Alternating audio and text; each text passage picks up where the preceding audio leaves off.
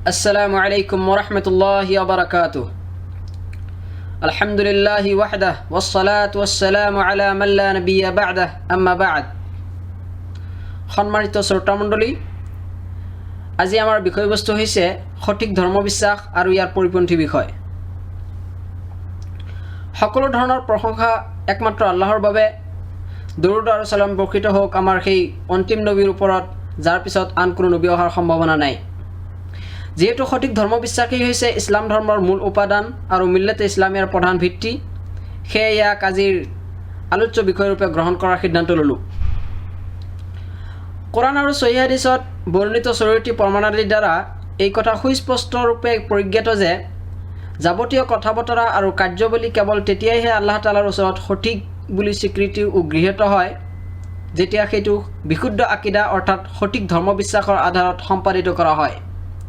আৰু যদি আকিদা বিশুদ্ধ নহয়, তেন্তে এনে আকিদাৰ ভিত্তিত সম্পাদিত কৰা যাৱতীয় আমল অগ্ৰহণযোগ্য হয়। যেনে আল্লাহ তাআলাই কৈছে, ওমাই ইয়াকফুৰ বিল ইমান ফাকাদ হাবিতা আমালুহু ওয়া হুৱা ফিল আখিৰাতি মিনাল খাছিৰিন, অৰ্থাৎ যিয়ে ইমানৰ নীতি নিয়ম অনুসৰি চলিবলৈ অস্বীকাৰ কৰে তাৰ সকলো কাম বিফলে যাব আৰু পৰকালত সি ক্ষতিগ্ৰস্তসকলৰ অন্তৰ্ভুক্ত হ'ব। সূৰা মাইদা আয়াত নম্বৰ 5।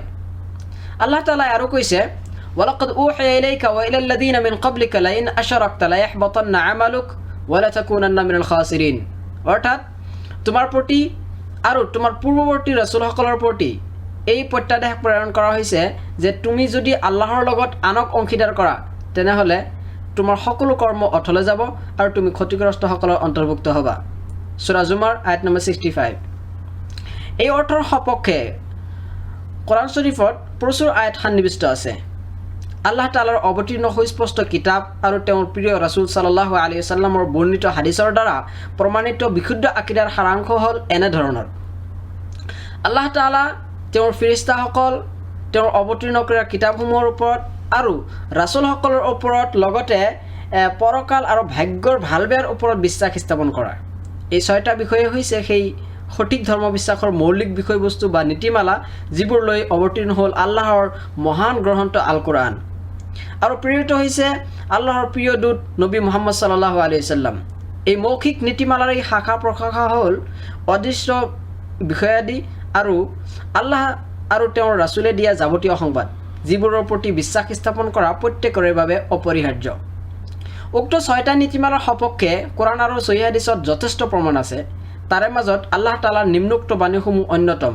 যেনে আল্লাহ তাআলাই কৈছে, লাইছাল বিৰৰা আন তুৱাল্লু উজুহাকুম কিবালাল মাশৰিকি ওয়াল মাগৰিব ওয়ালাকিন্নাল বিৰৰা মান আমানা বিল্লাহি ওয়াল ইয়াউমিল আখিৰ ওয়াল মালাইকাতি ওয়াল কিতাবি ওয়ান নাবিয়্যিন, অৰ্থাৎ তোমালোকৰ পূব বা পশ্চিম পিনে মুখ কৰাটোৱে পুণ্যৰ কাম নহয়, বৰং প্ৰকৃত পুণ্যৱান তেওঁহে যিজনে আল্লাহ, শেষ বিচাৰৰ দিন, ফেৰেশতাসকল, অৱতীৰ্ণ হোৱা পুথিসমূহ আৰু নবীসকলৰ প্ৰতি নিষ্ঠা আৰু আন্তৰিকতাৰে ঈমান আনে। সূৰা বাকাৰা আয়াত নম্বৰ 177। আল্লাহ তাআলাই আৰু কৈছে, আমানাৰ ৰাসূলু বিমা উনজিলা ইলাইহি মিৰ ৰাব্বিহি ওয়াল মুমিনুন কুল্লুন আমানা বিল্লাহি ওয়া মালাইকাতিহি ওয়া কুতুবিহি ওয়া रुसुলিহি লা নুফাৰৰিকু বাইনা আহাদিন মিৰ रुसুলিহি, অৰ্থাৎ আল্লাহৰ পৰা ৰাসূলৰ প্ৰতি যি অৱতীৰ্ণ হৈছে সেয়া ৰাসূলে বিশ্বাস কৰে আৰু মুমিনসকলেও বিশ্বাস কৰে।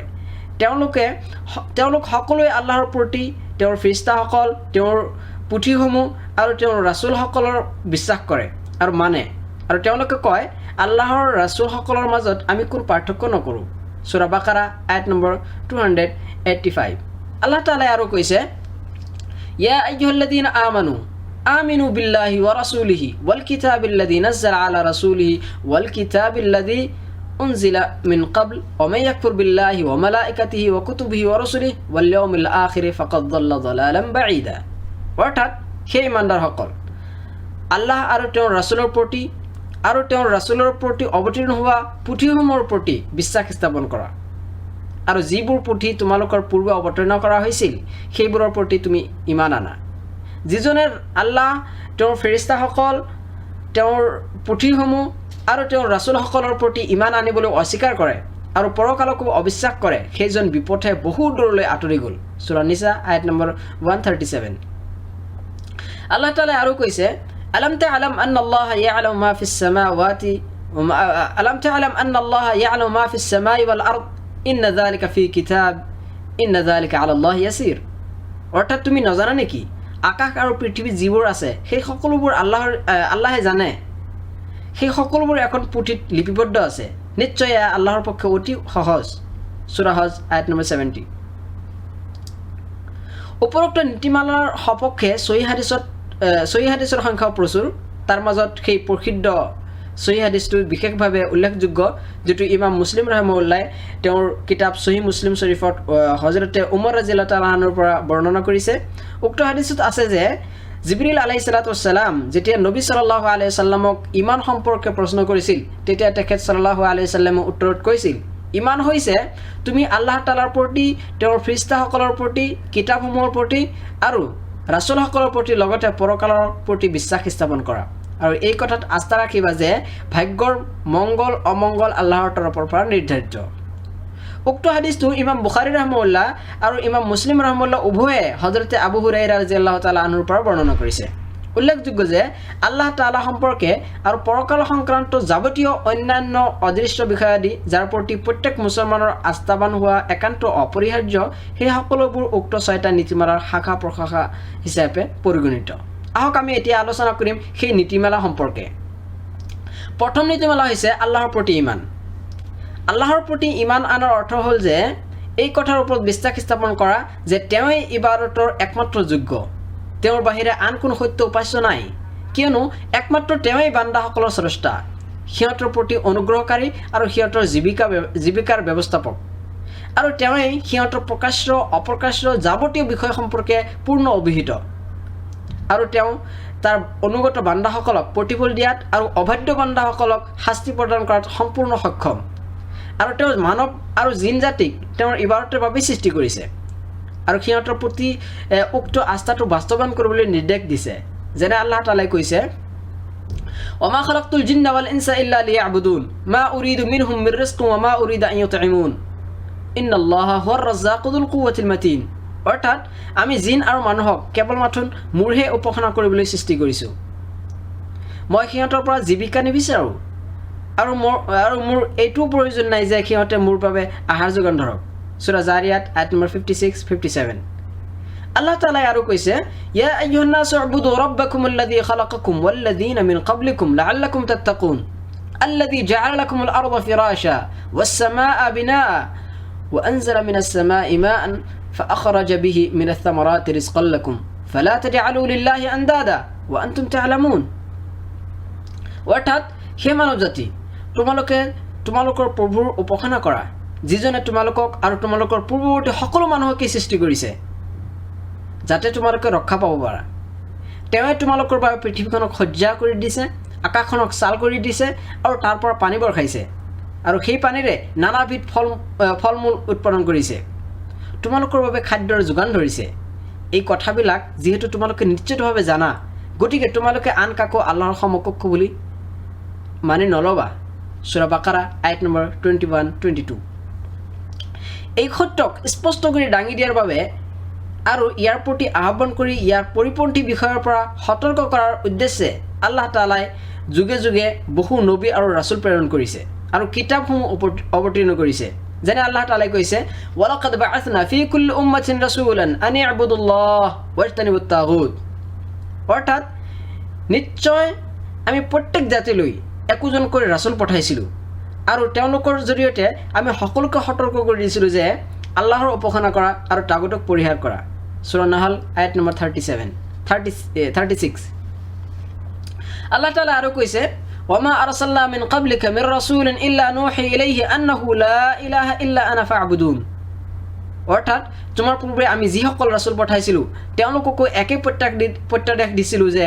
মোৰ বিনা আন কোনো সত্য উপাস্য নাই সেয়ে তোমালোকে মোৰেই উপাসনা কৰা সূৰা আম্বিয়া আয়াত নম্বৰ 25 আল্লাহ তাআলা আৰু কৈছে কিতাবুন উহকিমাত আয়াতুহু থুম্মা ফুssiলাত মিন লাদুন হাকীমিন খাবীৰ আল্লা তা'বুদু ইল্লাল্লাহ ইন্নানি লাকুম মিনহু নাযীৰুন ওয়া বাশীৰ অৰ্থাৎ ইয়া ঐশী প্ৰত্যাদেশ ইয়াৰ বাণীসমূহ দৃঢ় প্ৰতিষ্ঠিত আৰু বিস্তাৰিতভাৱে বিবৃত সৰ্বজ্ঞ মহাজ্ঞানী সত্ৰৰ পৰা এয়া অৱতীৰ্ণ হৈছে যে তোমালোকে আল্লাহৰ বাহিৰে আন কাৰো উপাসনা নকৰিবা মই তেওঁৰে পক্ষৰ পৰা তোমালোকৰ বাবে অহা সতৰ্ককাৰী আৰু সুসংবাদদাতা সূৰা হুদ আয়াত নম্বৰ 1 and 2 উল্লেখিত আয়াতৰ প্ৰকৃত অৰ্থ হ'ল যাৱতীয় ইবাদত একমাত্ৰ আল্লাহৰ বাবে সম্পাদিত কৰা, প্ৰাৰ্থনা, ভয়, আশা, নামাজ, ৰোজা, জবে, মান্নাত ইত্যাদি সকলো প্ৰকাৰ ইবাদত তেওঁৰ প্ৰতি পূৰ্ণ প্ৰেম সহকাৰে, তেওঁৰ মহত্বৰ সন্মুখত সুস্থ মগজুৰে, পুণ্যৰ আশাত, শ্ৰদ্ধাপূৰ্ণ ভয় আৰু পূৰ্ণ বশ্যতা সহকাৰে সম্পাদন কৰা। পবিত্ৰ কোৰাণত অধিকাংশ আয়াত এই মহান মৌলিক নীতিমালা সম্পৰ্কে অৱতীৰ্ণ হৈছে। যেনে আল্লাহ তাআলাই কৈছে, ফা'বুদিল্লাহ মুখলিছান লাহুদ্দিন আলা লিল্লাহি দ্বীনুল খালিছ, অৰ্থাৎ এতেকে তুমি আল্লাহৰ আনুগত্যত বিশুদ্ধ চিত্তে তেওঁৰেই উপাসনা কৰা। জানি থোৱা, বিশুদ্ধ আন্তৰিক উপাসনা কেৱল আল্লাহৰেই বাবে প্ৰাপ্য। সূৰা জুমাৰ আয়াত নম্বৰ 2 and 3। আল্লাহ তাআলা আৰু কৈছে, ওয়াকাযা ৰাব্বুকা আল্লা তা'বুদু ইল্লা ইয়্যাহ, অৰ্থাৎ তোমাৰ প্ৰভুৱে আদেশ দিছে যে তেওঁৰ বাহিৰে আন কাৰো উপাসনা নকৰিবা। সূৰা বানী ইছৰাইল আয়াত নম্বৰ 23। মহান আল্লাহ তাআলাই আৰু কৈছে, ফাদউল্লাহ মুখলিছান লাহুদ্দিন ওয়ালাউ কাৰিহাল কাফিৰুন, অৰ্থাৎ সেয়ে আল্লাহৰ আনুগত্যত বিশুদ্ধ চিত্তে তেওঁকহে প্ৰাৰ্থনা কৰা। এই কথাত অবিশ্বাসকাৰীবিলাকে যিমানেই বেয়া নাপাওক কিয়। সূৰা মুমিন আয়াত নম্বৰ 18। সহিহ বুখাৰী আৰু সহিহ মুছলিম শৰীফত হযৰতে মুআজ ৰাদিয়াল্লাহু তাআলা আনহুৰ পৰা বৰ্ণিত আছে যে নবী সাল্লাল্লাহু আলাইহি সাল্লামে কৈছে, বান্দাৰ ওপৰত আল্লাহৰ অধিকাৰ হ'ল তেওঁলোকে যাতে কেৱল তেওঁৰেই ইবাদত কৰে আৰু তাৰ মাজত যাতে আনক কাকো অংশীদাৰ স্থাপন নকৰে। বুখাৰী ফাতুল বাৰী খণ্ড নম্বৰ 6 হাদিছ নম্বৰ 2856। আল্লাহৰ প্ৰতি ইমানৰ আন এটা পৰ্যায় হ'ল সেই সকলো বিষয়ৰ ওপৰত বিশ্বাস স্থাপন কৰা যিবোৰ আল্লাহ তাআলা তেওঁৰ বান্দাসকলৰ ওপৰত অনিবাৰ্য ও অপৰিহাৰ্য কৰিছে। যেনে ইছলামৰ বাহ্যিক 5টা স্তম্ভ। 1 নম্বৰ, সাক্ষী দিয়া যে আল্লাহ ব্যতীত আন কোনো সত্য উপাস্য নাই আৰু মুহাম্মদ সাল্লাল্লাহু আলাইহি ওয়াসাল্লাম আল্লাহৰ প্ৰেৰিত ৰাসূল। 2 নম্বৰ, নামাজ প্ৰতিষ্ঠা কৰা। 3 নম্বৰ, জাকাত প্ৰদান কৰা। 4 নম্বৰ, ৰমজান মাহৰ ৰোজা পালন কৰা। 5 নম্বৰ, সক্ষম হ'লে হজ ব্ৰত পালন কৰা ইত্যাদি, যিবোৰক লৈ পবিত্ৰ শৰীয়তৰ আগমন ঘটিছে। উপৰোক্ত স্তম্ভ বা ৰুকুনসমূহৰ ভিতৰত সৰ্বাপেক্ষা গুৰুত্বপূৰ্ণ আৰু প্ৰধান ৰুকুনটো হ'ল এই সাক্ষী দিয়ে যে আল্লাহ ব্যতীত আন কোনো সত্য উপাস্য নাই। এই সাক্ষীৰ দাবী হৈছে সকলো ইবাদত আল্লাহৰ বাবে খালিছ বা বিশুদ্ধ চিত্তে কৰা আৰু আল্লাহৰ বাহিৰে আন সকলো উপাস্যৰ অস্বীকাৰ কৰা, আৰু এয়াই হৈছে লা ইলাহা ইল্লাল্লাহৰ তাৎপৰ্য। কিয়নো ইয়াৰ যথাৰ্থ অৰ্থ হ'ল আল্লাহ ব্যতীত আন কোনো সত্য উপাস্য নাই। গতিকে তেওঁৰ বাহিৰে যিবোৰৰ ইবাদত কৰা হয়, সি মানৱ হওক বা ফিৰিস্তা, জিন হওক বা আন কোনো, সকলো অসত্য। সত্য উপাস্য একমাত্ৰ আল্লাহ তাআলা। যেনে আল্লাহ তাআলাই কৈছে, যালিকা বিআন্নাল্লাহা হুৱাল হক ওয়া আন্না মা ইয়াদউনা মিন দুনিহি হুৱাল বাতিল, অৰ্থাৎ এয়া এই কাৰণেই যে আল্লাহ পৰম সত্য আৰু সিহঁতে তেওঁৰ বাহিৰে আন যিবোৰক মাতে সেই সকলোবোৰেই হ'ল অসত্য। সূৰা হজ আয়াত নম্বৰ 62। ইতিপূৰ্বে কোৱা হৈছে যে আল্লাহ তাআলা এই যথাৰ্থ মৌলিক বিষয়ৰ উদ্দেশ্যে মানৱ আৰু জিন জাতিক সৃষ্টি কৰিছে আৰু এয়া বাস্তৱায়ন কৰাৰ নিৰ্দেশো দিছে। এইবাবেই আল্লাহ তাআলা তেওঁৰ ৰাছুলসকলক প্ৰেৰণ কৰিছে আৰু অৱতীৰ্ণ কৰিছে তেওঁৰ নিজ পবিত্ৰ কিতাপসমূহ। এতেকে সেই পাঠকবৃন্দ, এতেকে সেই শ্ৰোতামণ্ডলী, বিষয়টো ভালকৈ ভাবি চাওক আৰু এই বিষয়ে গভীৰভাৱে চিন্তা কৰক। আপুনি নিশ্চয় স্পষ্টকৈ বুজিব পাৰিব যে অধিকাংশ মুছলমান উক্ত গুৰুত্বপূৰ্ণ নীতি সম্পৰ্কে অজ্ঞতাৰ মাজত অপতিত হৈছে। ফলত সিহঁত আল্লাহৰ সৈতে আনকো অংশী কৰি লৈছে আৰু তেওঁৰ প্ৰাপ্য ও খালিছ অধিকাৰসমূহ বেলেগৰ বাবে নিবেদিত কৰিছে। এই বিশ্বাস আল্লাহৰ প্ৰতি ইমানৰ অন্তৰ্ভুক্ত যে তেওঁই সমূহ জগতৰ সৃষ্টিকৰ্তা, সিহঁতৰ যাৱতীয় বিষয়ৰ ব্যৱস্থাপক আৰু আল্লাহ তাআলাৰ যেনে ইচ্ছা তেনে নিজ জ্ঞান আৰু ক্ষমতাৰ জৰিয়তে সিহঁতক নিয়ন্ত্ৰণ কৰে। তেওঁই পৃথিৱী আৰু পৰকালৰ গৰাকী আৰু সমগ্ৰ জগতবাসীৰ প্ৰতিপালক। তেওঁৰ বাহিৰে আন কোনো স্ৰষ্টা নাই আৰু নাই কোনো প্ৰভু। তেওঁই নিজ বান্দাসকলৰ যাৱতীয় সংশোধন আৰু সিহঁতৰ ইহলৌকিক আৰু পৰলৌকিক মংগল আৰু কল্যাণৰ প্ৰতি আহ্বান জনোৱাৰ বাবে ৰাছুলসকলক প্ৰেৰণ কৰিছে আৰু ঐশী পুথিসমূহ অৱতীৰ্ণ কৰিছে। এই সকলো ক্ষেত্ৰত আল্লাহ তাআলা পবিত্ৰ, আল্লাহ তাআলাৰ কোনো অংশী নাই। তেওঁ কৈছে আল্লাহু খালিকু কুল্লি শাই ওয়া হুৱা আলা কুল্লি শাইইন ওয়াকিল, অৰ্থাৎ আল্লাহ প্ৰতিটো বস্তুৰে সৃষ্টিকৰ্তা আৰু তেওঁ প্ৰতিটো বস্তুৰে তত্ত্বাৱধায়ক ব্যৱস্থাপক। সূৰা জুমাৰ আয়াত নম্বৰ 62। আল্লাহ তাআলা আৰু কৈছে ইন্না ৰাব্বাকুমুল্লাহু আল্লাযী খালাকাস সামাৱাতি ওয়াল আৰদ ফি সিত্তাতি আইয়ামিন থুম্মা ইস্তাওয়া আলাল আৰশ ইউগশিল লাইলা আন-নাহার ইয়াতলুবুহু হাসীসা ওয়াশ-শামসা ওয়াল কামারা ওয়ান নুজুমা মুসাখখারাতিন বিআমরিহি আলা লাহুল খালকু ওয়াল আমর তাবারাকাল্লাহু রাব্বুল আলামিন। অৰ্থাৎ নিশ্চয় তোমালোকৰ প্ৰভু সেইজন আল্লাহ যিজনে 6 দিনত আকাশমণ্ডল আৰু পৃথিৱী সৃষ্টি কৰিছে, তাৰ পিছত তেওঁ নিজ সিংহাসনত উপবিষ্ট হৈছে। তেওঁ দিনক ৰাতিৰে আচ্ছন্ন কৰে আৰু দিনে ৰাতিৰ পিছত তীব্ৰ বেগে গতি কৰে। সূৰ্য চন্দ্ৰ আৰু তৰাবোৰ তেওঁই সৃষ্টি কৰিছে আৰু সেইবোৰ তেওঁৰ বিধি বিধানৰ আদেশ অনুগত। জানি থোৱা সকলো তেওঁৰেই সৃষ্টি, তেওঁৰে সাৰ্বভৌম কৰ্তৃত্ব, বিশ্বজগতৰ প্ৰভু আল্লাহ মহিমান্বিত। সূৰা আৰাফ আয়াত নম্বৰ 54। আল্লাহ তাআলাৰ প্ৰতি ইমানৰ আন এটা পৰ্যায় হ'ল পবিত্ৰ কোৰাণত উদ্ধৃত আৰু ৰাসূল কৰীম সাল্লাল্লাহু আলাইহি ওয়াসাল্লামৰ পৰা প্ৰমাণিত আল্লাহ তাআলাৰ সৰ্বপ্ৰকাৰ গুণবাচক নামসমূহ আৰু তাৰ সৰ্বোন্নত গুণাৱলীৰ ওপৰত কোনো প্ৰকাৰ বিকৃতি, অস্বীকৃতি, ধৰণ গঠন বা সাদৃশ্য নকৰি বিশ্বাস স্থাপন কৰা। এইবোৰ যেনেকৈ উদ্ধৃত হৈছে ঠিক তেনেকৈ কোনো ধৰণ গঠন নিৰ্ণয় নকৰি তাৰ মহান অৰ্থগত দিশসমূহৰ ওপৰত অৱশ্যই বিশ্বাস স্থাপন কৰিব লাগিব, কিয়নো এইবোৰ আল্লাহ তাআলাৰ সেইসমূহ গুণাৱলী যিবোৰৰ দ্বাৰা কোনো সৃষ্টিৰ সৈতে সাদৃশ্য আৰোপ নকৰি যথাযথভাৱে তেওঁক বিকৃত কৰিব লাগিব। আল্লাহ তাআলাই আৰু কৈছে লাইছা কামিথলিহি শাইউন ওয়া হুৱাছ সামিউল বাছিৰ, অৰ্থাৎ বিশ্বজগতৰ একোৱে তেওঁৰ লগত উদাহৰণ নাখাটে, তেওঁ সৰ্বশ্ৰোতা সৰ্বদ্ৰষ্টা। সূৰা শুৰা আয়াত নম্বৰ 11। আল্লাহ তাআলা আৰু কৈছে ফালা তাদৰিবু লিল্লাহিল আমছাল ইন্নাল্লাহা ইয়ালামু ওয়া আনতুম লা তা'লামুন, অৰ্থাৎ সেয়ে তোমালোকে আল্লাহৰ লগত আন কাৰোবাক তুলনা কৰি দৃষ্টান্ত নিদিবা, নিশ্চয় আল্লাহ তাআলা জানে আৰু তোমালোকে নাজানা। সূৰা নহল আয়াত নম্বৰ 74। ইয়া হ'ল ৰাসূলুল্লাহ সাল্লাল্লাহু আলাইহি ওয়াসাল্লামৰ সাহাবীসকল আৰু তেওঁৰ নিষ্ঠাবান অনুসাৰী আহলে সুন্নাত ওয়াল জামাতৰ আকীদা বা ধৰ্ম বিশ্বাস। ইমাম আবুল হাসান আল আশআৰী ৰাহিমাহুল্লাহ তেওঁৰ কিতাব আল মাকালাত আন আসহাবিল হাদিছ ওয়া আহলি সুন্নাহ নামক গ্ৰন্থত এই আকীদাৰ কথাই উদ্ধৃত কৰিছে। ইমাম আউজাই ৰাহিমাহুল্লাহ কৈছে ইমাম জুহৰী আৰু ইমাম মাকহুল ৰাহিমাহুল্লাহ আল্লাহ তাআলাৰ গুণাৱলী সম্পৰ্কিত আয়াতসমূহৰ বিষয়ে সোধাত তেওঁলোকে কয় এইবোৰ যেনেকৈ আহিছে ঠিক তেনেকৈ মানি লোৱা। ৱালিদ বিন মুছলিম ৰাহিমাহুল্লাহ কৈছে ইমাম মালিক, আউজাই, লাইছ বিন সাদ আৰু সুফিয়ান চাউৰীক আল্লাহৰ গুণাৱলী সম্পৰ্কিত হাদিছসমূহৰ বিষয়ে প্ৰশ্ন কৰাত তেওঁলোকে সকলোৱে কয় এইবোৰ যেনেকৈ বৰ্ণিত হৈছে ঠিক তেনেকৈ কোনো ধৰণ গঠন নিৰ্ণয় নকৰি মানি লোৱা। ইমাম আউজাই নিজে কয় যে মই আৰু বিপুল সংখ্যক তাবিঈনসকলে এই কথাৰ ওপৰত আস্থা ৰাখোঁ যে আল্লাহ তাআলা তেওঁৰ সিংহাসনত বিৰাজমান, লগতে আমি হাদিছত বৰ্ণিত তেওঁৰ সকলো গুণাৱলীৰ ওপৰত বিশ্বাস কৰোঁ। ইমাম মালিক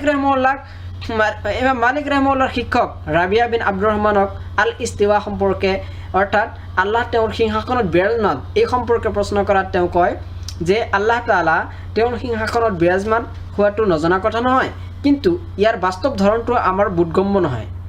ৰিচালত আহে আল্লাহৰ তৰফৰ পৰা আৰু ৰাসূলসকলৰ দায়িত্ব হ'ল স্পষ্টভাৱে ঘোষণা কৰা আৰু আমাৰ কৰ্তব্য হ'ল ইয়াৰ প্ৰতি বিশ্বাস স্থাপন কৰা।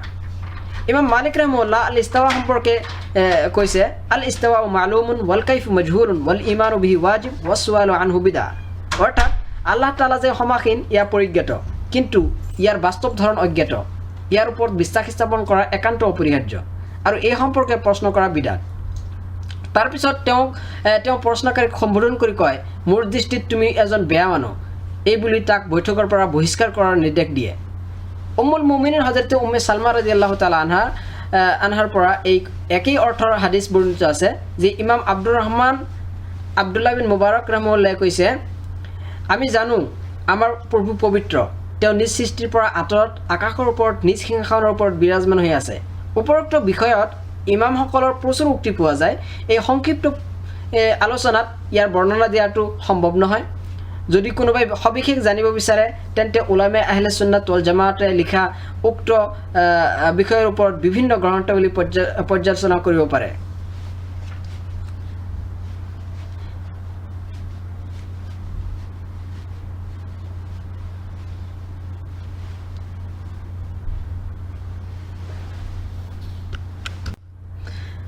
আৰু যিয়ে আল্লাহ তাআলাৰ পবিত্ৰ নামসমূহ আৰু গুণাৱলী সম্পৰ্কীয় বিশ্বাসত আহলে সুন্নাত ওয়াল জামাতৰ বিৰোধিতা কৰিব, সি নিশ্চিতভাৱে পৰস্পৰ বিৰোধী বিশ্বাসত আৰু উদ্ধৃত ও যুক্তিগত স্পষ্ট প্ৰমাণৰ বিপক্ষে নিপতিত হ'ব।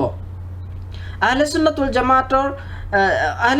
জামাত আল্লাহ তাআলাৰ বাবে সেইসমূহ গুণাৱলী সাদৃশ্যহীনভাৱে প্ৰতিষ্ঠা কৰে যিবোৰ আল্লাহ তাআলা তেওঁৰ পবিত্ৰ কোৰাণত অথবা তেওঁৰ ৰাসূলে সহিহ হাদিছত আল্লাহৰ বাবে প্ৰতিষ্ঠা কৰিছে। সিহঁতে আল্লাহ তাআলাক তেওঁৰ সৃষ্টিৰ সাদৃশ্যৰ পৰা এনেকৈ পবিত্ৰ ৰাখে যাৰ মাজত তাতিল অৰ্থাৎ গুণমুক্ত হোৱাৰ অতি সামান্য পৰিমাণৰ সম্ভাৱনা নাথাকে। ফলত সিহঁতে পৰস্পৰ বিৰোধী আস্থাৰ পৰা মুক্ত হৈ সমূহ দলিল প্ৰমাণৰ ভিত্তিত আল্লাহৰ গুণাৱলীৰ ওপৰত বিশ্বাস স্থাপন কৰে। দৰাচলতে আল্লাহৰ বিধান এইটোৱে যে যিয়ে ৰাসূলসকলৰ জৰিয়তে প্ৰেৰিত সত্যক খামোচ মাৰি ধৰি তাৰ সকলো সামৰ্থ্য সেই পথত ব্যয় কৰে আৰু নিষ্ঠাৰ সৈতে ইয়াৰ আম্বেক্ষণত থাকে, আল্লাহ তাআলা তাক সত্যৰ পথত চলাৰ তৌফিক প্ৰদান কৰে আৰু তাৰ প্ৰমাণিসহ তেওঁক বিজয়ী কৰি দিয়ে। আল্লাহ তাআলা কৈছে, বাল নাকযিবু বিল হাক্কি আলাল বাতিল ফায়াদমাগহু ফাইদা হুৱা জাহিক, অৰ্থাৎ আচলতে আমি সত্যৰ জৰিয়তে অসত্যক আঘাত কৰোঁ, ফলত ই অসত্যক চূৰ্ণ বিচূৰ্ণ কৰি দিয়ে আৰু চাওঁতে চাওঁতে অসত্য বিলুপ্ত হৈ যায়। সূৰা আম্বিয়া আয়াত নম্বৰ 18। আল্লাহ তাআলা আৰু কৈছে, ওয়ালা ইয়াতুনাকা বিমাসালিন ইল্লা জিনাকা বিল হক ওয়া আহসানা তাফসীৰা, অৰ্থাৎ যেতিয়াই সিহঁতে তোমাৰ ওচৰলৈ কোনো নতুন কথা লৈ আহিছে তাৰ যথাৰ্থ সমাধান ঠিক সময়তে আমি তোমাক জনাই দিছোঁ আৰু উত্তমভাৱে ব্যাখ্যাও কৰি দিছোঁ। সূৰা ফুৰকান আয়াত নম্বৰ 33। হাফিজ ইবনে কাসিৰ ৰাহিমাহুল্লাহ তেওঁৰ বিখ্যাত তফসিৰ গ্ৰন্থত নিম্নলিখিত আয়াতৰ ব্যাখ্যা প্ৰসংগত উত্তম কথা কৈছে, যেনে যিটো অত্যন্ত উপকাৰী হোৱাৰ বাবে ইয়াত মই আলোচনা কৰিবলৈ উপযোগী বুলি ভাবোঁ। যেনে আল্লাহ তাআলাই কৈছে, ইন্না ৰাব্বাকুমুল্লাহু আল্লাযী খালাকাস সামাৱাতি ওয়াল আৰদা ফি সিত্তাতি আইয়ামিন থুম্মা ইস্তাৱা আলাল আৰশ, অৰ্থাৎ নিশ্চয় তোমালোকৰ প্ৰভু সেইজন আল্লাহ যিজনে 6 দিনত আকাশমণ্ডল আৰু পৃথিৱী সৃষ্টি কৰিছে, তাৰপিছত তেওঁ নিজ সিংহাসনত উপবিষ্ট হৈছে। সূৰা আৰাফ আয়াত নম্বৰ 54। তেখেতে কৈছে, এই বিষয়ত মানুহৰ মন্তব্য অধিক, অৰ্থাৎ এই হাফিজ ইবনে কাসিৰ ৰহমাহুল্লাহ এই বিষয়ে এই আয়াতৰ তফসিৰত কৈছে যে এই বিষয়ে মানুহৰ মন্তব্য অধিক, ইয়াৰ বিস্তাৰিত বৰ্ণনা কৰা ইয়াত সম্ভৱ নহয়। আমি এই ক্ষেত্ৰত সেই পথ অৱলম্বন কৰিম যিটো অতীতৰ সুযোগ্য মনীষী ইমাম মালিক ৰহমাহুল্লাহ, আউজাই, চৌৰি, লাইছ বিন ছাদ, ইমাম শাফি, ইমাম আহমদ, ইছহাক বিন ৰাহৱাই তেওঁলোক সেই সময়ৰ আৰু পৰৱৰ্তী মুছলমানসকলৰ ইমামসকলে অৱলম্বন কৰিছে, সেই পথে আমি অৱলম্বন কৰিম। আৰু সেয়া হৈছে আল্লাহ তাআলাৰ গুণাৱলীৰ বৰ্ণনা যেনেকৈ আমালৈ বৰ্ণনা হৈছে ঠিক সেইভাৱেই সেইটো মানি লোৱা। ইয়াৰ কোনো ধৰণ গঠন, সাদৃশ্য অথবা গুণবিমুক্তি নিৰ্ণয় কৰা ঠিক নহয়।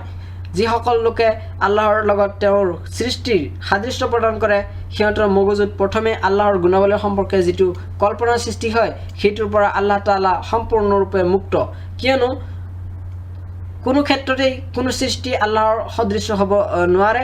বিশ্বজগতৰ একোৱে তেওঁৰ লগত ত্ৰিজুৰি নাখাটে, তেওঁ সৰ্বশ্ৰোতা সৰ্বদ্ৰষ্টা। প্ৰকৃততে বিষয়টি তেনেই যেনে শ্ৰদ্ধেয় ইমামসকলে কৈ গৈছে। তেখেতসকলৰ মাজত ইমাম বুখাৰীৰ শিক্ষক নাইম বিন মুহাম্মাদ আল খুজাই অন্যতম। তেওঁ কৈছে, যি ব্যক্তি আল্লাহক তেওঁৰ সৃষ্টিৰ সৈতে সাদৃশ্য কৰে সি কাফিৰ, আৰু যিয়ে আল্লাহৰ লগত গুণাৱলীৰ অস্বীকাৰ কৰে যিবোৰৰ জৰিয়তে তেওঁ নিজকে বিশেষিত কৰিছে সিও কাফিৰ, কিয়নো স্বয়ং আল্লাহ নিজেই বা তেওঁৰ ৰাসূলে যিসমূহ গুণাৱলীৰ দ্বাৰা বিশেষিত কৰিছে সৃষ্টিৰ লগত সেইসমূহৰ কোনো সাদৃশ্য নাই।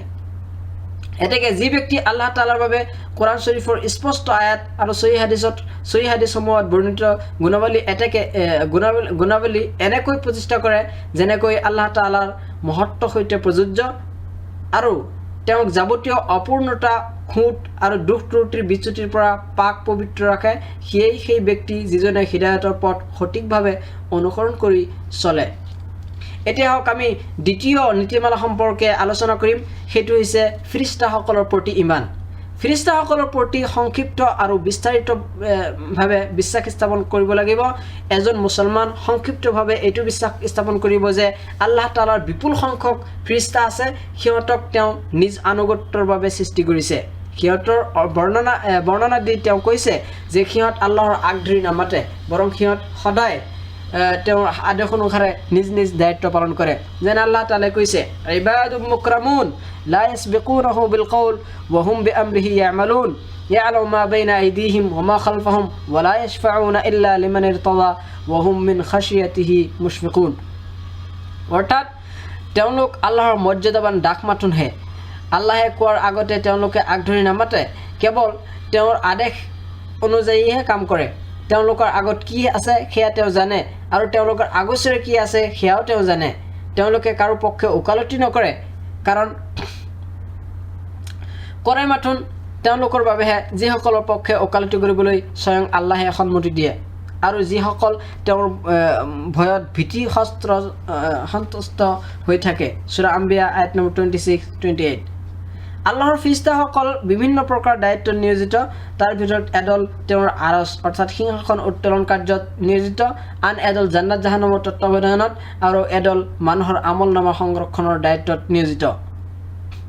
এইদৰে বিভিন্নজন বিভিন্ন কামত নিয়োজিত হৈ আছে, আৰু আমি বিশদভাৱে সেইসকল ফিৰিষ্টাৰ প্ৰতি বিশ্বাস স্থাপন কৰিব লাগে যিহঁতৰ নাম আল্লাহ তাআলা আৰু তেওঁৰ ৰাছুলে উল্লেখ কৰিছে। যেনে জিবৰিল আলাইহিছ সালাম, মিকাইল আলাইহিছ সালাম, মালিক এওঁ দুজখৰ তত্ত্বাৱধায়ক, আৰু ইছৰাফিল আলাইহিছ সালাম এওঁ মহাপ্ৰলয়ৰ দিনা শিঙাত ফু দিয়াৰ কামত নিয়োজিত হৈ আছে।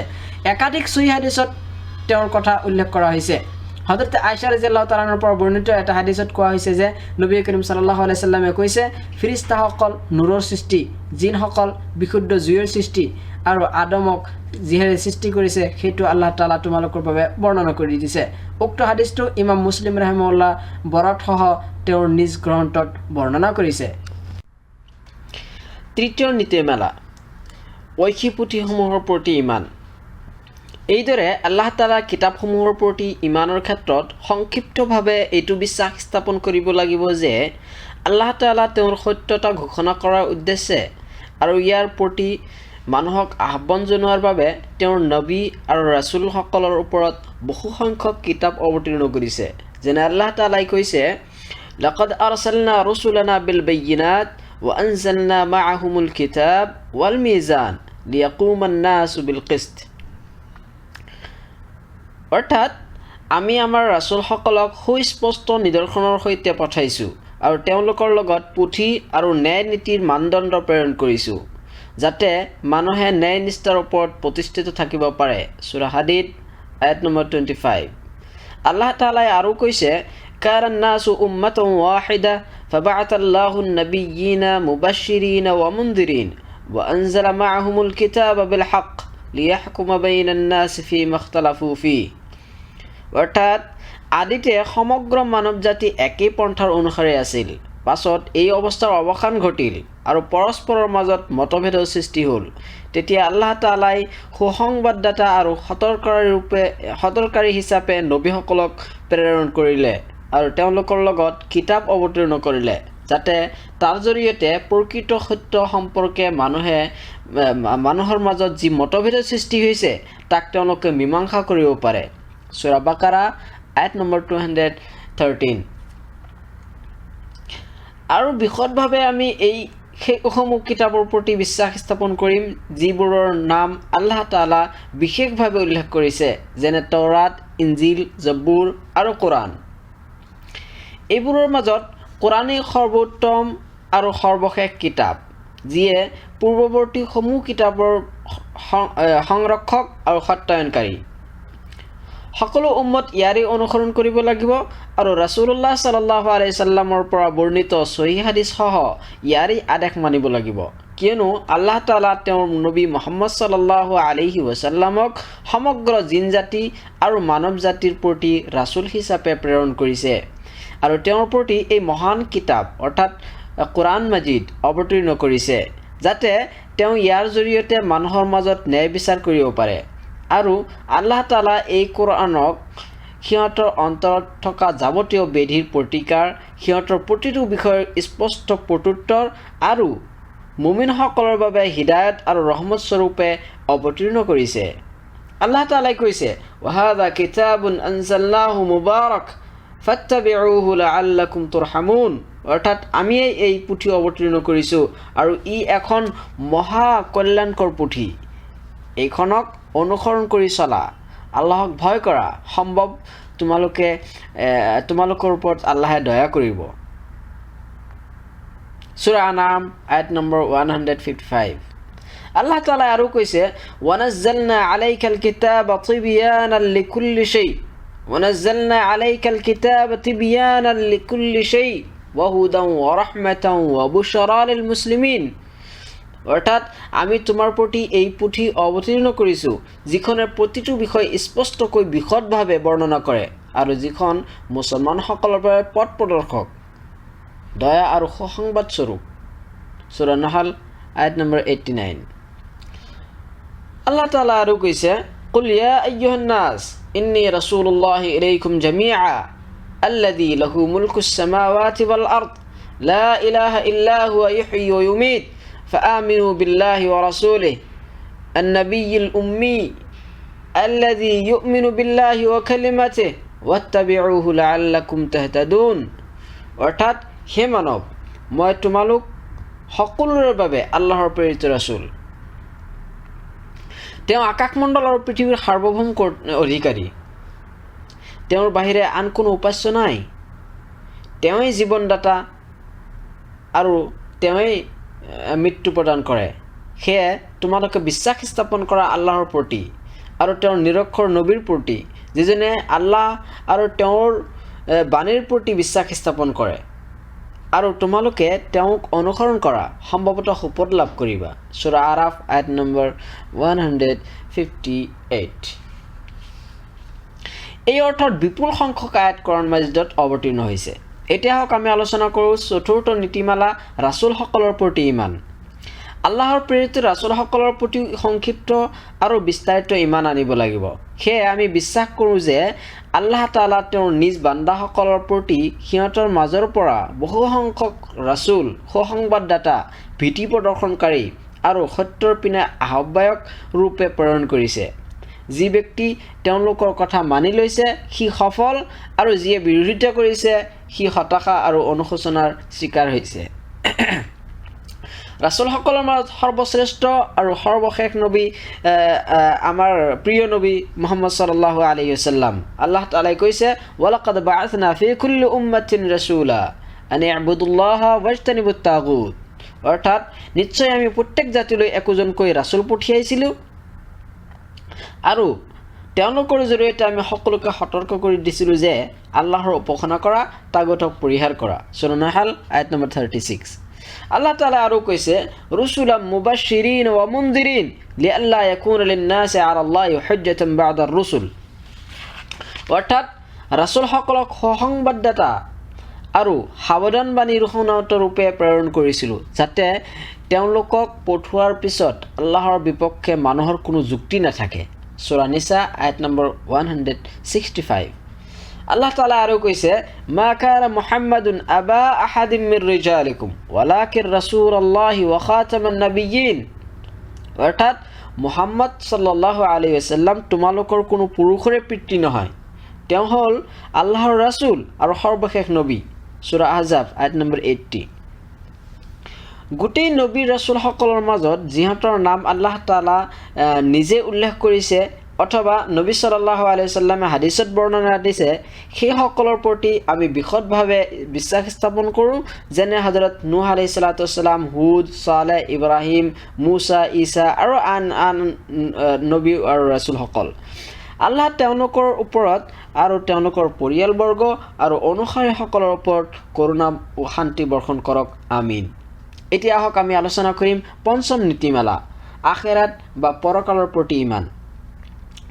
পৰকাল সম্পৰ্কে আল্লাহ তাআলা আৰু তেওঁৰ ৰাছুলে দিয়া যাৱতীয় সংবাদৰ প্ৰতি বিশ্বাস স্থাপন কৰা আখিৰাতৰ দিনৰ প্ৰতি ইমান আনাৰ অন্তৰ্ভুক্ত।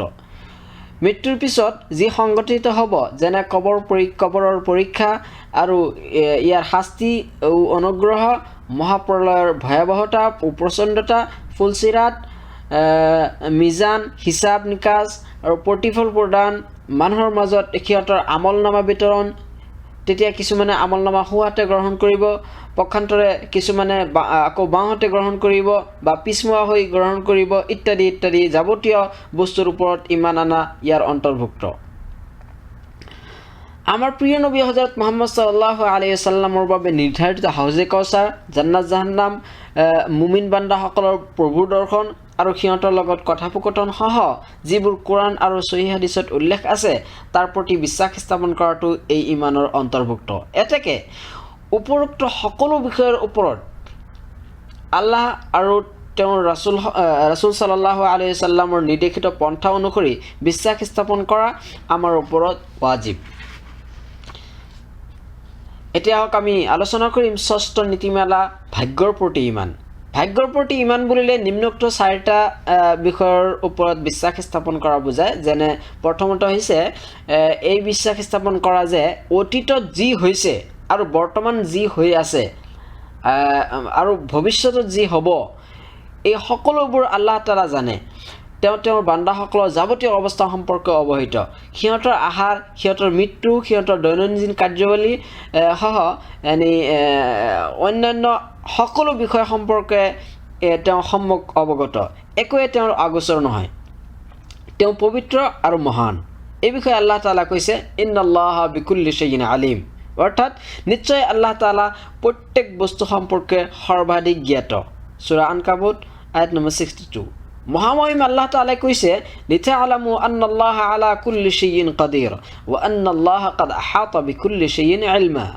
অৰ্থাৎ যাতে তোমালোকে উপলব্ধি কৰিব পাৰা যে আল্লাহ সকলো বিষয়তে ক্ষমতাবান আৰু আল্লাহৰ জ্ঞানে সকলোকে পৰিবেষ্টন কৰি আছে সূৰা তালাক আয়াত নম্বৰ 12 দ্বিতীয়টো হৈছে এই বিশ্বাস স্থাপন কৰা যে আল্লাহ তাআলা যি নিৰ্ধাৰণ ও সম্পাদন কৰিছে সেই সকলোবোৰ তেওঁৰ স্পষ্ট কিতাপত লিপিবদ্ধ হৈ আছে এই বিষয়ে আল্লাহ তাআলা কৈছে قد علمنا ما تنقص الارض منهم وعندنا كتاب حفيظ অৰ্থাৎ পৃথিৱীয়ে সিহঁতৰ দেহৰ পৰা কি সৰি নিয়ে সেয়া আমাৰ জনা আছে আমাৰ ওচৰত এনে গ্ৰন্থ আছে য'ত সকলো কথা সংৰক্ষণ কৰা আছে সূৰা কাহফ আয়াত নম্বৰ 4 আল্লাহ তাআলা আৰু কৈছে ওয়াকুল্লু শাইইন আহসাইনাহু ফি ইমামিন মুবিন অৰ্থাৎ আমি প্ৰতিটো বস্তু এটা স্পষ্ট কিতাপত সংৰক্ষিত কৰি ৰাখিছো সূৰা ইয়াসিন আয়াত নম্বৰ 12 আল্লাহ তাআলা আৰু কৈছে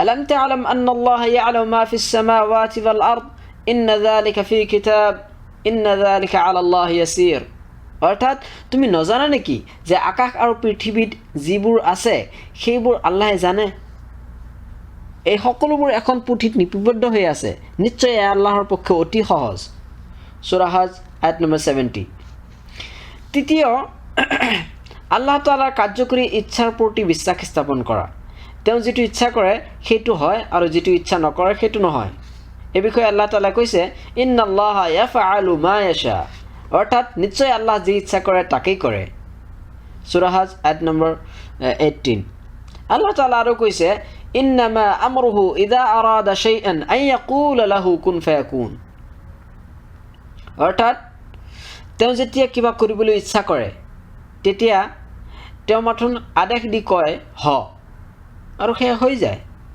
সূৰা ইয়াসিন আয়াত নম্বৰ 82 আল্লাহ তাআলা আৰু কৈছে ওয়ামা তাশাউনা ইল্লা আন ইয়াশা আল্লাহ ওয়ামা তাশাউনা ইল্লা আন ইয়াশা আল্লাহু রাব্বুল আলামিন অৰ্থাৎ তোমালোকৰ ইচ্ছাৰে একো নহয় যেতিয়ালৈকে বিশ্বজগতৰ প্ৰভু আল্লাহে ইচ্ছা নকৰে সূৰা তাকৱীৰ আয়াত নম্বৰ 29 চতুৰ্থটো হৈছে এইটো বিশ্বাস স্থাপন কৰা যে সমগ্ৰ বিশ্বজগত আল্লাহ তাআলাৰ সৃষ্টি তেওঁ ব্যতীত আন কোনো স্ৰষ্টা নাই আৰু কোনো প্ৰভুও নাই যেনে আল্লাহ তাআলাই কৈছে আল্লাহু খালিকু কুল্লি শাই ওয়া হুৱা আলা কুল্লি শাইইন ওয়াকিল অৰ্থাৎ আল্লাহ প্ৰতিটো বস্তুৰে সৃষ্টিকৰ্তা আৰু তেওঁই প্ৰতিটো বস্তুৰে তত্ত্বাৱধায়ক আৰু ব্যৱস্থাপক সূৰা জুমাৰ আয়াত নম্বৰ 62 আল্লাহ তাআলা আৰু কৈছে ইয়া আইয়ুহান নাস উযকুৰু নি'মাতাল্লাহি আলাইকুম হাল মিন খালিকিন গায়রুল্লাহ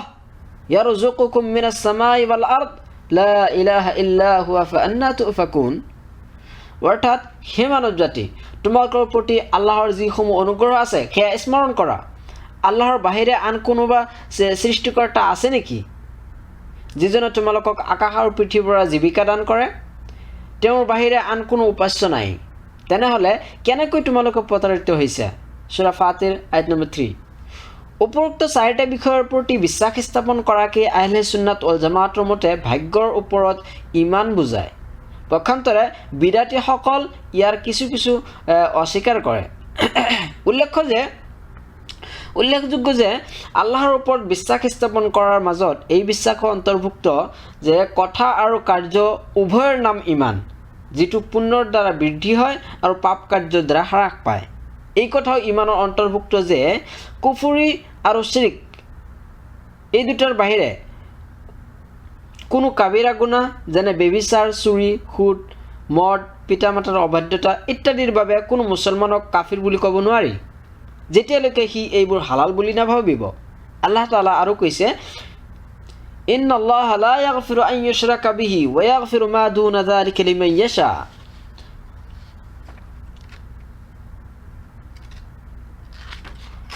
অৰ্থাৎ যিজনে আল্লাহৰ লগত আনক অংশী স্থাপন কৰে আল্লাহে তাক কেতিয়াও ক্ষমা নকৰে। ইয়াৰ বাহিৰে আন যিকোনো দুখ যাক ইচ্ছা আল্লাহে তাক ক্ষমা কৰি দিব পাৰে। সূৰা নিসা আয়াত নম্বৰ 116।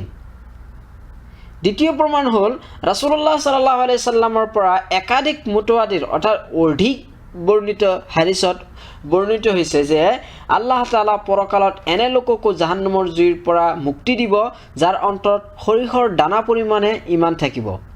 আল্লাহৰ বাবে প্ৰীতি, ভালপোৱা, বিদেশ, বন্ধুত্ব আৰু শত্ৰুতা পোষণ কৰা আল্লাহৰ প্ৰতি ইমানৰ অন্তৰ্ভুক্ত। এতেকে মুমিন ব্যক্তি এজনে আনজনক মহাব্বত কৰিব আৰু তেওঁলোকৰ লগত সম্প্ৰীতি বজাই ৰাখিব। আনহাতে তেওঁ কাফিৰসকলৰ প্ৰতি বিদ্বেষ পোষণ কৰিব আৰু সিহঁতৰ লগত বৈৰিতা বজাই ৰাখিব। মুছলিম উম্মাৰ ভিতৰত মুমিনসকলৰ মাজত শীৰ্ষস্থানত আছে ৰাসূলুল্লাহ সাল্লাল্লাহু আলাইহি সাল্লামৰ সাহাবীসকল। সেয়ে আহলে সুন্নাত ওয়াল জামাত তেখেতসকলৰ প্ৰতি সম্প্ৰীতি ও গভীৰ মহাব্বত পোষণ কৰে। লগতে এই কথাও বিশ্বাস কৰে যে এওঁলোক হৈছে নবীসকলৰ পিছত সৰ্বোত্তম মানৱ গোষ্ঠী। নবী কৰীম সাল্লাল্লাহু আলাইহি সাল্লামে এই বিষয়ে কৈছে খায়ৰুন নাছ qarni সুম্মা আল্লাযীনা ইয়ালুনাহুম সুম্মা আল্লাযীনা ইয়ালুনাহুম। অৰ্থাৎ সৰ্বোত্তম মানৱ গোষ্ঠী মোৰ যুগৰ লোক, তাৰপিছত তেওঁলোকৰ পৰৱৰ্তী যুগৰ লোকসকল, তাৰপিছত তেওঁলোকৰ পৰৱৰ্তী যুগৰ লোকসকল। বুখাৰী মুছলিম। তেওঁলোকে আৰু বিশ্বাস কৰে যে এওঁলোকৰ মাজত সৰ্বোত্তম হৈছে হযৰতে আবু বকৰ সিদ্দিক ৰাদিয়াল্লাহু তাআলা আনহু, তাৰপিছত হযৰতে উমৰ ফাৰুক ৰাদিয়াল্লাহু তাআলা আনহু, তাৰপিছত হযৰতে উছমান যুন্নুৰাইন ৰাদিয়াল্লাহু তাআলা আনহু, তাৰপিছত হযৰতে আলী ৰাদিয়াল্লাহু তাআলা আনহু। তেখেতসকলৰ পিছত হৈছে জান্নাতৰ সংবাদপ্ৰাপ্ত আন সাহাবীসকল আৰু তাৰপিছত হৈছে বাকী সমূহ সাহাবীসকলৰ স্থান ৰাদিয়াল্লাহু তাআলা আনহুম আজমাইন। আহলে সুন্নাত ওয়াল জামাত সাহাবীসকলৰ মাজত সংঘটিত বাদ বিসংবাদ সম্পৰ্কে কোনো ধৰণৰ মন্তব্যৰ পৰা সদায় আঁতৰত থাকে। তেওঁলোকে বিশ্বাস কৰে যে সাহাবীসকল সেইসমূহ ক্ষেত্ৰত মুজতাহিদ আছিল।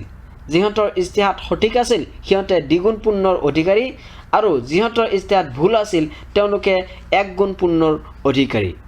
আহলে সুন্নাত ওয়াল জামাত ৰাসূলুল্লাহ সাল্লাল্লাহু আলাইহি সাল্লামৰ প্ৰতি বিশ্বাসী আৰু তেওঁৰ বংশধৰসকলক ভাল পায়। লগতে তেওঁলোকৰ প্ৰতি ভক্তি প্ৰদৰ্শন কৰে।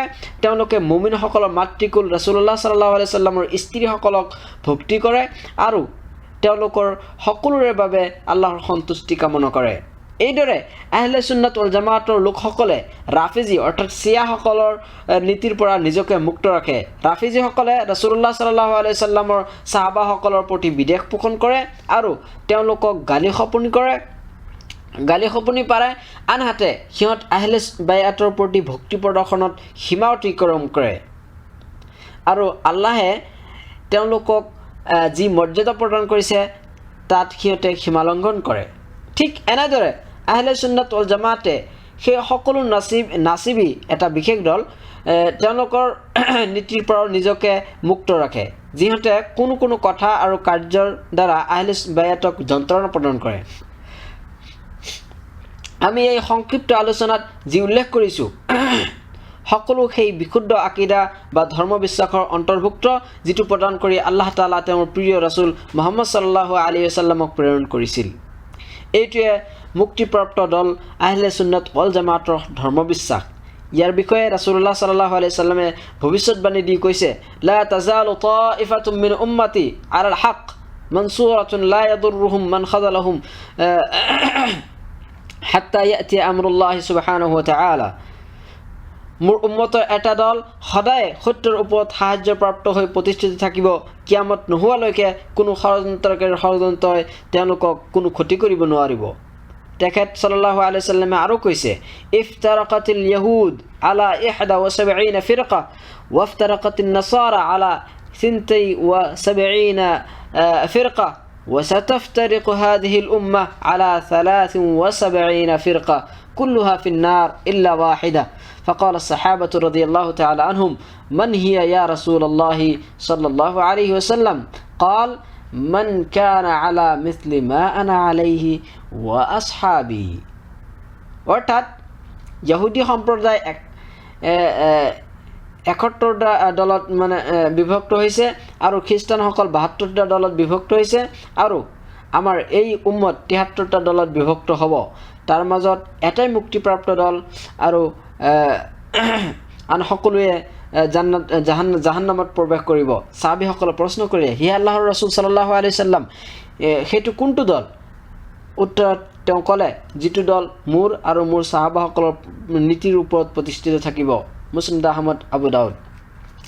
এই নীতিয়ে হৈছে সেই আকিদা বা বিশ্বাস যাৰ ওপৰত দৃঢ়ভাৱে অটল থকা আৰু তাৰ পৰিপন্থী বিষয়ৰ পৰা সতৰ্ক থকা সকলোৰে বাবে অপৰিহাৰ্য।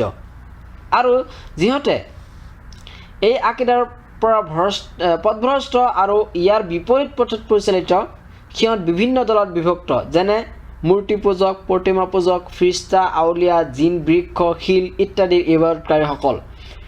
এইসকল লোক আল্লাহৰ ৰাসূল সাল্লাল্লাহু আলাইহি ওয়াসাল্লামৰ আহ্বান গ্ৰহণ কৰা নাছিল, বৰং তেওঁৰ বিৰোধিতা আৰু শত্ৰুতা পোষণ কৰিছিল। উদাহৰণস্বৰূপে কুৰাইশ আৰু বিভিন্ন আৰব গোত্ৰৰ লোকসকলে আমাৰ প্ৰিয় নবী হযৰত মুহাম্মদ সাল্লাল্লাহু আলাইহি ওয়াসাল্লামৰ লগত যি আচৰণ কৰিছিল সেয়া নজনা কথা নহয়। এই ভ্ৰান্ত লোকসকল সিহঁতৰ উপাস্যসকলৰ প্ৰতি নিজৰ অভাৱ পূৰণ, ৰোগ মুক্তি আৰু শত্ৰুৰ ওপৰত বিজয় লাভৰ বাবে প্ৰাৰ্থনা কৰিছিল আৰু এই উপাস্যসকলৰ বাবেই জবেহ আৰু মান্নত নিবেদন কৰিছিল। ফলত যেতিয়া ৰাসূলুল্লাহ সাল্লাল্লাহু আলাইহি ওয়াসাল্লাম সিহঁতৰ এইসমূহ কৰ্মকাণ্ডৰ বিৰুদ্ধে থিয় দিলে আৰু সিহঁতক একমাত্ৰ আল্লাহৰ বাবে নিৰ্ভেজালভাৱে ইবাদত কৰিবলৈ আহ্বান কৰিলে, তেতিয়া সিহঁতে এই আহ্বানক অস্বাভাৱিক বুলি ভাবি ইয়াৰ বিৰুদ্ধাচৰণ কৰিবলৈ আৰম্ভ কৰিলে আৰু ক'লে, আজআলাল আলিহাতা ইলাহু ওয়াহিদা ইন্না হাযা লাশাইউন উজাব। অৰ্থাৎ ই সকলো উপাস্য এৰি মাত্ৰ এজনহে উপাস্য কৰি লৈছে নেকি? বাস্তৱিকতে এইটো এটা অদ্ভুত কথা। সূৰা ছাদ আয়াত নম্বৰ 5। ৰাসূলুল্লাহ সাল্লাল্লাহু আলাইহি ওয়াসাল্লাম সিহঁতক আল্লাহৰ প্ৰতি আহ্বান কৰিয়েই থাকিলে আৰু শিৰকৰ পৰা ভীতি প্ৰদৰ্শন আৰু সিহঁতৰ ওচৰত স্বীয় আহ্বানৰ মূল তত্ত্ব বিশ্লেষণত আত্মনিয়োগ কৰিলে, যাৰ ফলত আল্লাহে সিহঁতৰ কিছুসংখ্যক লোকক হিদায়ত প্ৰদান কৰিলে আৰু তাৰপিছত সিহঁতে দলে দলে আল্লাহৰ দিনত প্ৰৱেশ কৰিলে। এনেকৈ ৰাসূলুল্লাহ সাল্লাল্লাহু আলাইহি ওয়াসাল্লাম, তেখেতৰ সাহাবাসকল আৰু তেওঁলোকৰ নিষ্ঠাবান অনুসাৰী তাবেইনসকলৰ ধাৰাবাহিক প্ৰচাৰ ও দীৰ্ঘ সংগ্ৰামৰ পিছত আল্লাহৰ দিন অন্যান্য ভ্ৰান্ত দিনসমূহৰ ওপৰত বিজয়ী হৈ আত্মপ্ৰকাশ কৰিলে।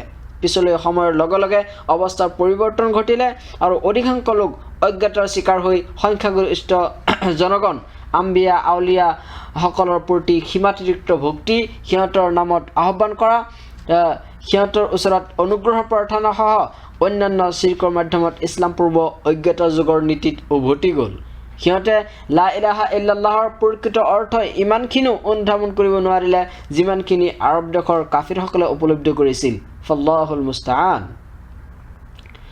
অজ্ঞতাৰ প্ৰাধান্য নবুৱতৰ যুগৰ পৰা দূৰত্বৰ ফলত বৰ্তমান পৰ্যন্ত মানুহৰ মাজত ব্যাপকভাৱে উক্ত শিৰ্ক প্ৰসাৰিত হৈছে। আজিৰ মুশ্ৰিকসকলৰ ভ্ৰান্ত ধাৰণাসমূহ হুবহু পূৰ্বৱৰ্তী মুশ্ৰিকসকলৰ মাজতো আছিল। যেনে সিহঁতে কৈছিল হা উলাই শুফাআউনা ইনদাল্লাহ, অৰ্থাৎ এওঁলোক আল্লাহৰ ওচৰত আমাৰ মধ্যস্থতাকাৰী। সূৰা ইউনুস আয়াত নম্বৰ 18। সিহঁতে এই কথা কৈছিল মা না'বুদুহুম ইল্লা লিয়ুকাৰৰিবুনা ইলাল্লাহি যুলফা, অৰ্থাৎ আমি এওঁলোকৰ উপাসনা এইবাবেই কৰোঁ যে এওঁলোকে আমাক আল্লাহৰ সান্নিধ্য লাভ কৰাই দিব। সূৰা জুমাৰ আয়াত নম্বৰ 3।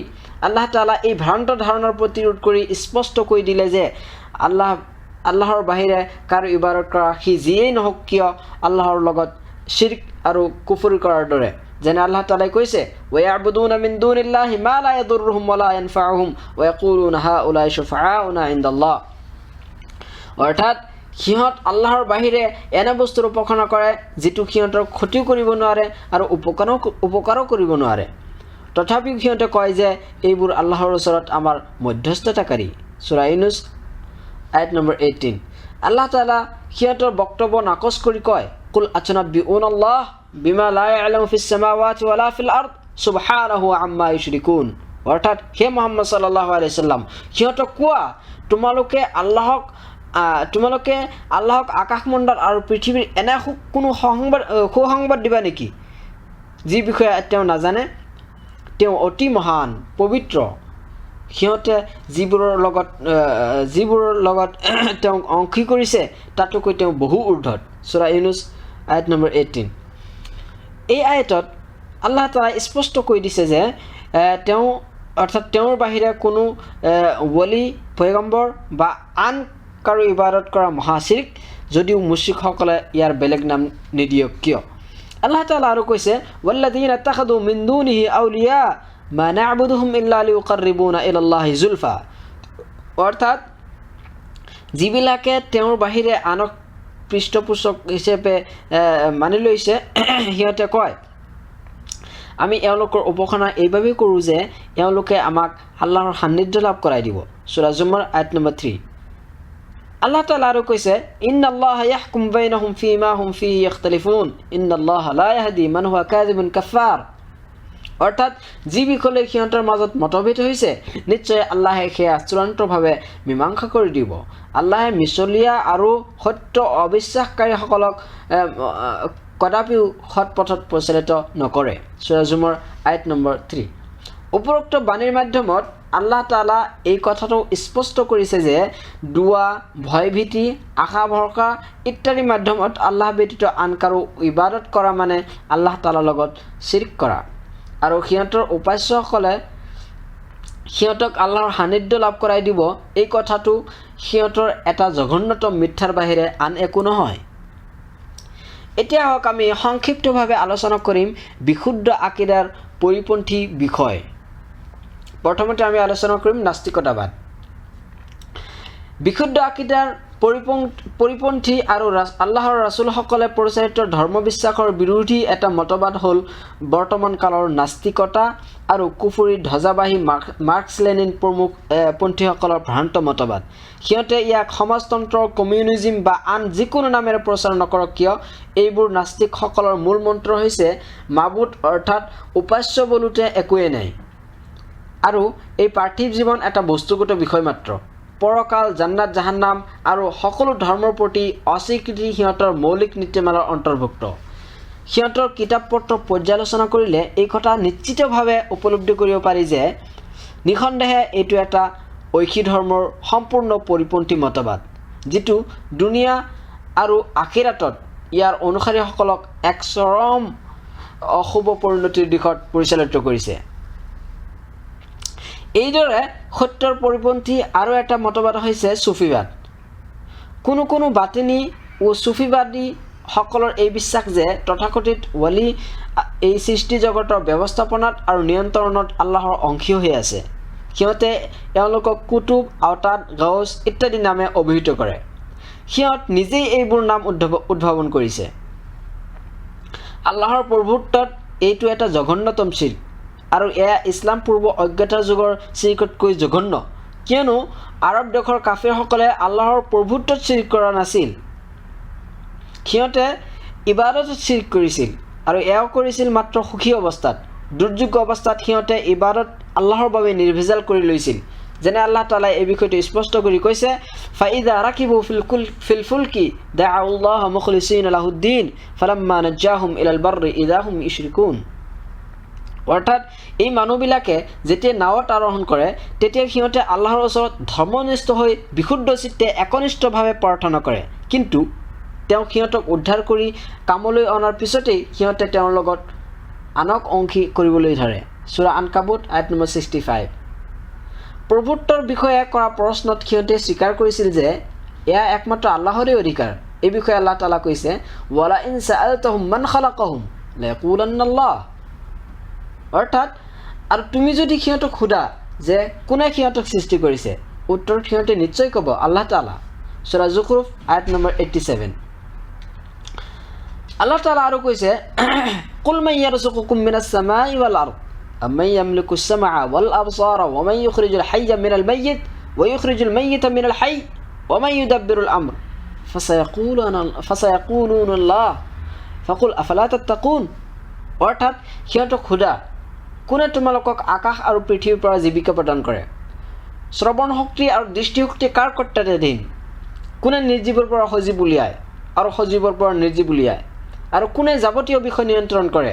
নিশ্চয় সিহঁতে ক'ব আল্লাহ। তুমি কোৱা তেনেহ'লে তোমালোকে কিয় সাৱধান নোহোৱা। সূৰা ইউনুছ আয়াত নম্বৰ 31।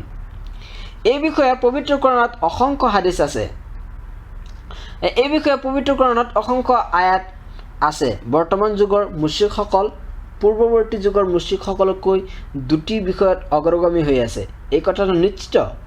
প্ৰথমটো হৈছে আজিৰ মুশ্ৰিকসকলে আল্লাহৰ প্ৰভুত্বত চিৰিক কৰে। পূৰ্বৱৰ্তী যুগৰ মুশ্ৰিকসকলে এনে কৰা নাছিল। দ্বিতীয়, আজিৰ মুশ্ৰিকসকলে সুখী ও দুখী উভয় অৱস্থাত আল্লাহৰ লগত চিৰিক কৰে, আনহাতে পূৰ্বৱৰ্তী যুগৰ মুশ্ৰিকসকলে কেৱল সুখী অৱস্থাত চিৰিক কৰিছিল। এইবোৰ কথা কেৱল সেইসকল লোকেই ভালভাৱে উপলব্ধি কৰিব পাৰিব যিসকলে সিহঁতৰ লগত উঠা বহা কৰে আৰু নিজ চকুৰে সিহঁতৰ প্ৰকৃত অৱস্থা পৰীক্ষা কৰি দেখাৰ সুযোগ লাভ কৰে। উদাহৰণস্বৰূপে কেইটামান ঠাইৰ নাম উল্লেখ কৰিছোঁ য'ত আপুনি এই উক্ত বিষয়টো নিজ চকুৰে প্ৰত্যক্ষ কৰিব পাৰিব। যেনে মিছৰত অৱস্থিত হুছাইন বাদৱীৰ কবৰত, ইডেনত অৱস্থিত ইদ্ৰুছৰ কবৰত, য়ামানত থকা আল হাদিৰ কবৰত, চিৰিয়াত থকা ইবনে আৰাবিৰ কবৰত, ইৰাকত থকা শ্বেখ আব্দুল কাদিৰ জিলানীৰ কবৰসহ বিভিন্ন প্ৰসিদ্ধ সমাধিৰ ক্ষেত্ৰৰ আশে পাশে দৈনন্দিন এইবোৰ ঘটনা ঘটিয়েই আছে। বিশেষভাৱে আমাৰ অসমবাসী ৰাইজে হাজোৰ পোৱা মক্কা, গুৱাহাটীৰ সিজুবাৰী মাজাৰ আৰু গোৱালপাৰা জিলাৰ জলেশ্বৰ ইত্যাদি ঠাইত এই শৰীয়ত বিৰোধী কাৰুকাৰ্যবোৰ প্ৰত্যক্ষ কৰিব পাৰিব।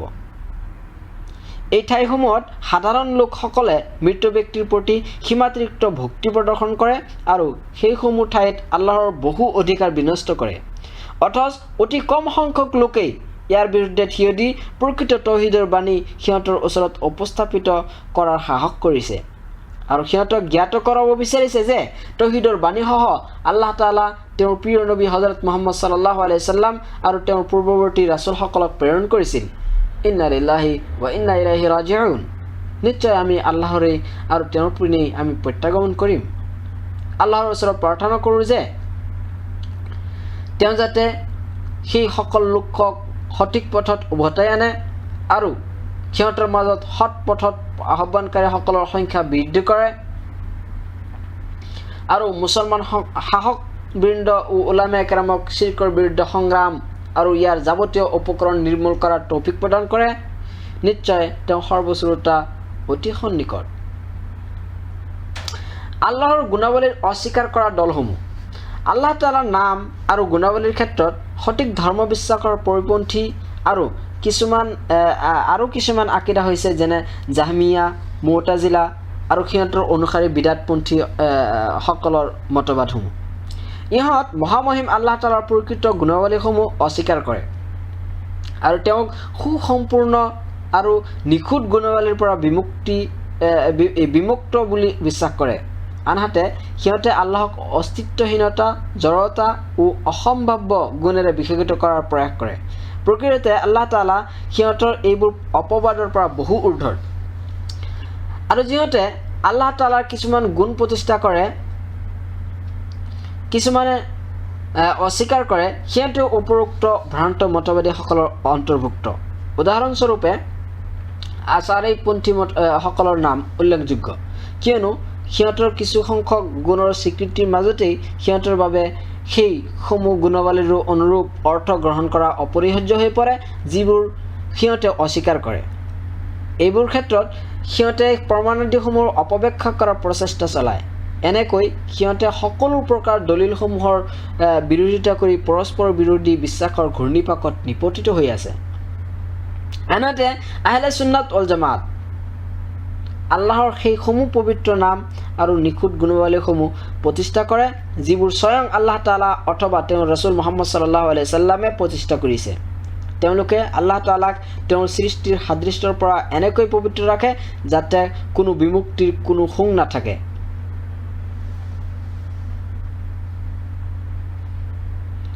তেওঁলোকে আল্লাহ তাআলাক তেওঁৰ সৃষ্টিৰ সাদৃশ্যৰ পৰা এনেকৈ পবিত্ৰ ৰাখে যাতে গুণ বিমুক্তিৰ কোনো শুং নাথাকে।